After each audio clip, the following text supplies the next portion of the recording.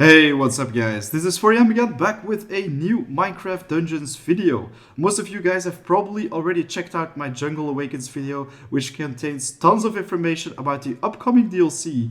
I also mentioned before that I wanted to make a video with some tips on how you can prepare for this first DLC's release date.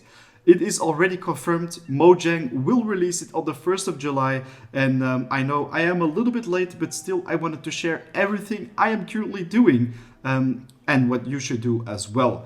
Guys, here it is, my top 5 things to do before Minecraft Dungeons Jungle Awakens releases.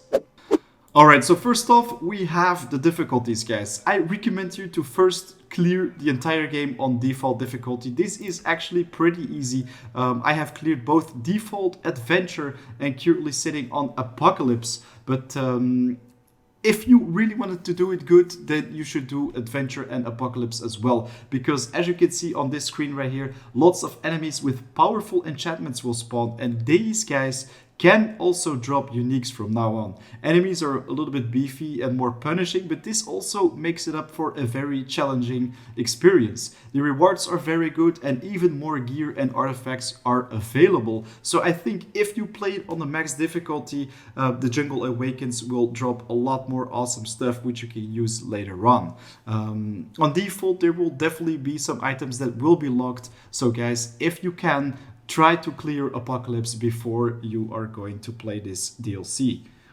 Next up, we have the Speedrun Gear, and I wouldn't recommend this just to have something recommended. I think this is actually the best gear you can get your hands on in the late game. I literally have 0 videos where I show off some Renegade armor or something else, because it does make you a little bit faster in killing bosses, but it also makes you very slow during the entire walkthrough or playthrough. So what I am currently playing with is a battle rope, and this guys gives you double cooldown reduction with my current enchantments, and it also already has a starter minus 25% artifact cooldown. And add this with a cowardice which gives plus 40% increased ranged and melee damage, and then another 30% right here. So that is 17%, guys. So this means that I have no problem at all dealing with big packs of mobs and also taking down bosses in only seconds. Combine this with the 3 artifacts for speedrunning. The first one, Ghost Cloak. This will give you some extra movement speed and also allows you to walk through mobs. I think it is insanely good.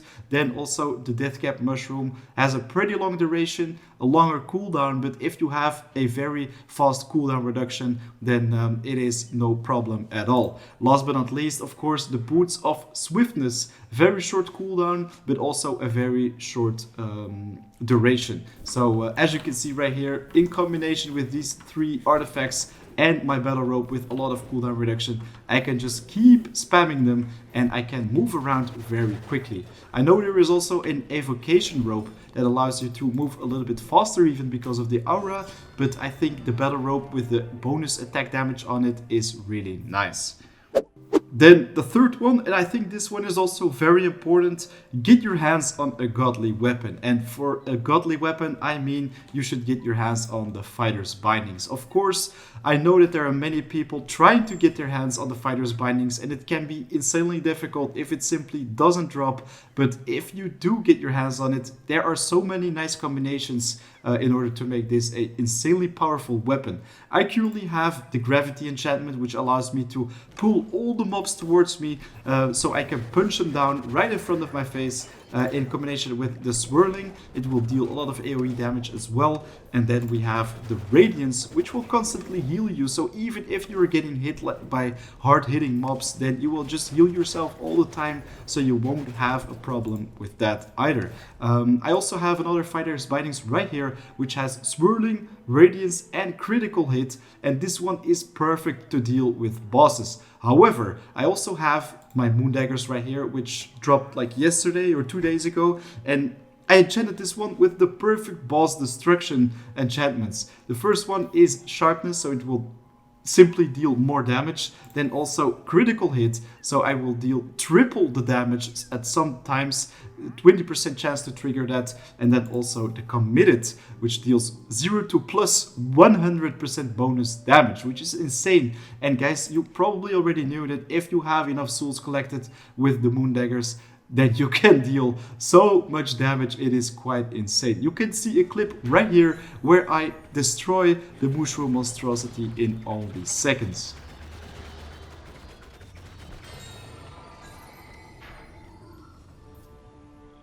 Now the fourth thing I recommend you guys to do is to farm Soggy Cave and Creepy Crypt for emeralds, because the blacksmith is such a nice place where you can make trades in order to buy some new weapons and armor. But then we also have the Wandering Trader for artifacts, and currently I am sitting on 21,000 emeralds. And why is that? Well, I am stacking these emeralds in order to buy all these new items when there is a new blacksmith on the jungle plateau, or whatever it's going to be called. So probably when we're going to that new DLC, it will be right here. We're going to take the portal, and there will probably be another blacksmith where we will be able to spend our emeralds. So I think it is a wise decision that you will just save up your emeralds for the Jungle Awakens DLC, and there you will be able to buy all the new items. So you're gonna do this on both Soggy Cave and Creepy Crypt, and I think Creepy Crypt is really nice if you want to just keep killing mobs and also take some jars of emeralds and also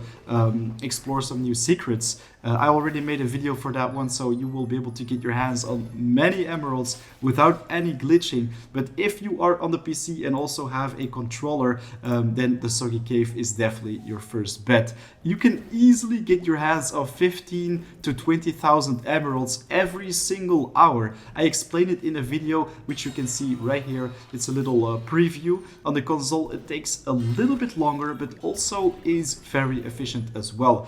So this means that every 2 to 3 minutes you will be able to complete the Soggy Cave. And I also recommend you guys to complete the entire level and don't just press return to camp, because you will always lose that lost artifact, which you can actually disenchant or salvage for more emeralds. And then guys, we have the fifth, the last but not least thing that you should do. Farm some experience. If your level is not so high, but you have completed the game on Apocalypse, I also recommend to farm it for experience, so you won't have to salvage your current weapons for enchantment points if you find something nice in the Jungle Awakens DLC. A high level means a lot of spare enchantment points as backup, which will allow you to always have enough to try out something new without having to destroy your old gear. And guys, for the experience farm, I recommend you to go to the Mushroom Monstrosity level or the Secret Cow level, because this place contains a lot of cows and they actually have some pretty nice experience when they die. And also the Mushroom Monstrosity at the end will give you some pretty elite loot as well. So definitely go for that one if you want to farm for experience. I also made an AFK XP farm, but I think that one will be quite slow if you are already on a pretty high level, just as I am. I am currently on 186. I have 27 enchantment points left, but a little bit more would be always very welcome. So guys, thanks a lot for watching. That is pretty much everything you need to know in order to prepare yourself for the Jungle Awakens DLC. If this video was useful for you, definitely make sure you hit that like button and also leave a comment down below about what you think the next guide or tutorial should be about. Of course, I am going to continue Hardcore Survival series while I am making new content for Jungle Awakens. But of course, starting on Wednesday, I'm gonna push out a lot of content for that new DLC. Oh, and guys, don't forget to check out the Discord as well. Sergeant Snavdav did a really good job on that one. Right now, the community is growing like crazy right there. And we even have a meme lobby, so that's quite nice if you're interested in that kind of stuff. But for now, it is 4am out. I'll see you in the next one.